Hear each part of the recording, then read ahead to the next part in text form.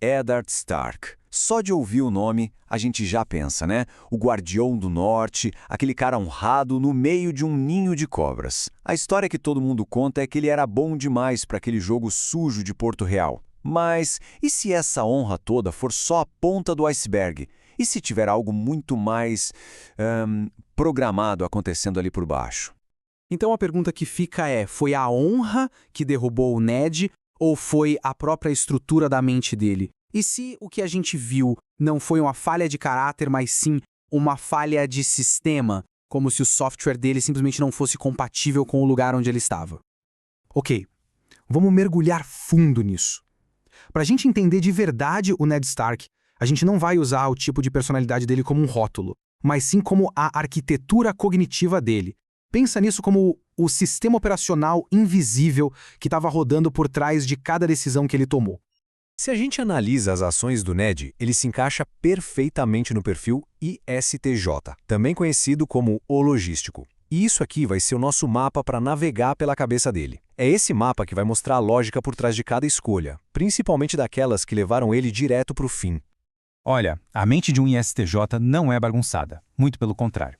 Ela funciona com 4 funções numa ordem bem específica, quase como uma pilha de prioridades. E essa ordem, essa hierarquia, não é à toa. Ela define tudo, como a pessoa vê o mundo, como ela age, como ela decide. Então, vamos desmontar essa pilha do Ned função por função. Vamos começar lá de cima pelas 2 funções mais fortes dele. São elas que construíram o Ned Stark que a gente conheceu em Winterfell, o governante perfeito para o norte. Um lugar onde tudo é baseado em estabilidade, em ordem e em coisas que, nunca mudam. E no comando de tudo, a função dominante dele, a sensação introvertida, ou se. Isso não é só uma característica, não. É a lente principal através da qual ele via e processava absolutamente tudo ao redor dele. O filtro padrão, sabe? E como é que essa lente funciona?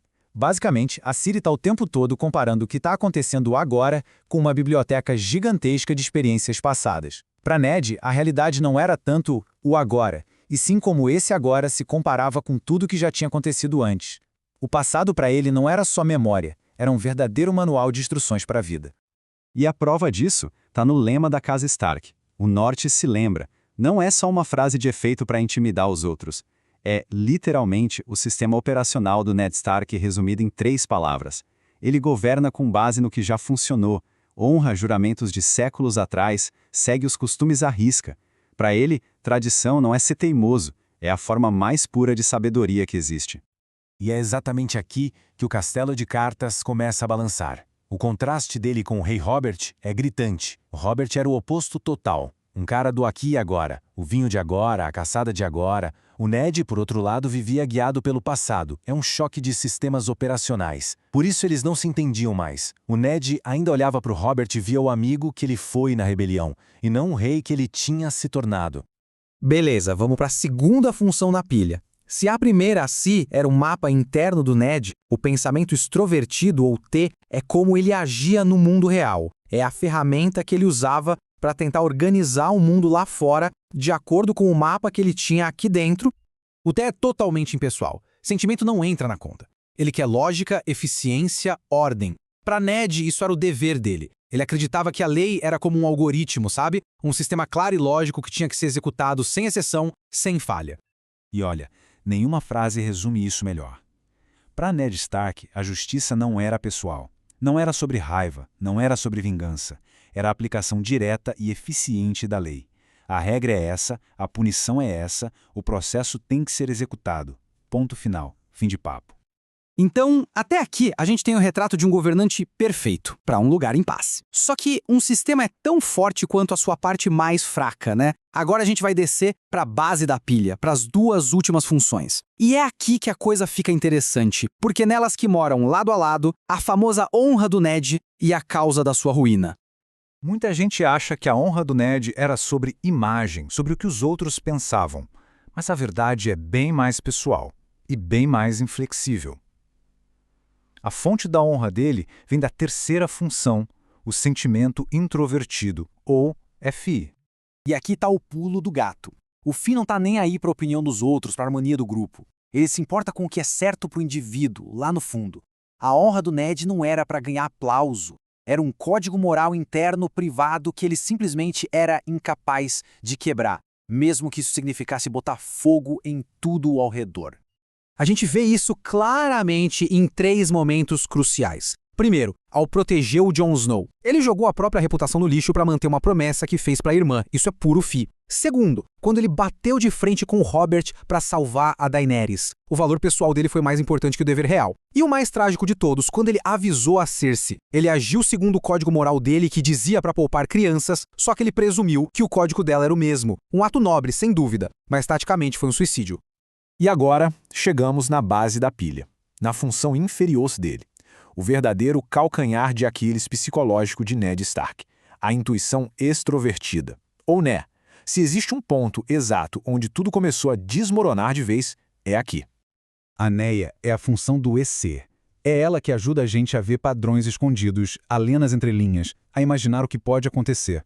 Como essa era a função mais fraca do Ned, ele era praticamente cego para isso. Ele não conseguia prever uma traição porque, bem, traição não seguia as regras. Ele viu o mundo não como ele era, mas como ele deveria ser. Então, o que acontece quando se pega esse sistema operacional que foi feito para a ordem e para a honestidade de Winterfell e se tenta instalar ele no ambiente caótico e traiçoeiro de Porto Real? A resposta é simples, dá uma falha geral no sistema. Um verdadeiro curto-circuito cognitivo. Vamos refazer os últimos passos dele, mas agora com esse nosso mapa. Primeiro, o pensamento extrovertido, T, entra em ação. Ele investiga, segue a lógica e... bingo! Descobre a verdade. Perfeito. Mas aí o sentimento introvertido, Fi, assume o controle. Ele não consegue ser cruel e vai avisar a Cersei. E para fechar, a intuição extrovertida, Ne, falha de forma catastrófica. Ele confia no Mindinho porque a mente dele simplesmente não consegue conceber uma traição tão descarada. Naquele momento, quando a armadilha se fecha, não é só o Ned que cai, é todo o sistema de realidade dele que entra em colapso. E agora, com essa arquitetura toda mapeada, a gente pode finalmente voltar para a pergunta lá do começo. Afinal, qual é o veredito sobre a queda de Ned Stark? O veredito é este. Ned Stark não era um tolo. Ele era um sistema operacional de última geração, rodando no hardware completamente errado. As mesmas qualidades que faziam dele um gênio no norte, o apego à tradição, a aplicação da lei fria e lógica, se tornaram bugs fatais no sul. A tragédia dele não foi de honra nem de burrice. Foi uma tragédia de incompatibilidade cognitiva. E isso nos leva para uma reflexão final bem poderosa. Ned Stark não morreu porque era estúpido, e nem mesmo só porque era honrado. Ele morreu porque era psicologicamente incapaz de ser outra pessoa. Quando ele se viu diante da escolha entre quebrar o próprio sistema operacional interno ou perder a cabeça, a programação dele não lhe deu escolha. Ele não podia ser ninguém além de Ned Stark, mesmo que isso custasse absolutamente tudo para ele.